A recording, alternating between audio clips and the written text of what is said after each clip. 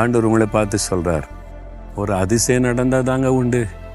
இந்த மாதிரி பிரச்சனை, தேவை, நெருக்கம், ஒரு அற்புதம் நடந்தால் தான் உண்டு அப்படின்னு நினைக்கிறீங்களா? ஆண்டவர் அதிசயத்தை உங்களுக்கு செய்ய போகிறார்.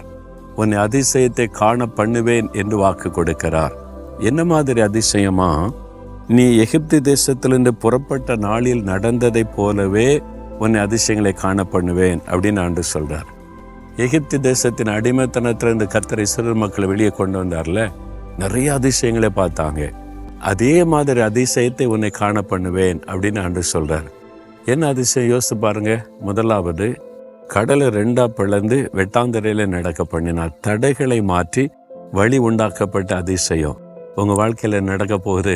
தடைகள் மாறப்போகிறது, வழி உண்டாக போகிறது. 2வது, பின்னால எகிப்தின் சேனை சத்துருக்கள் துரத்தி கொண்டே வர்றாங்க. அழிக்கும்படியாய் பின்தொடர்ந்து வர்றாங்க.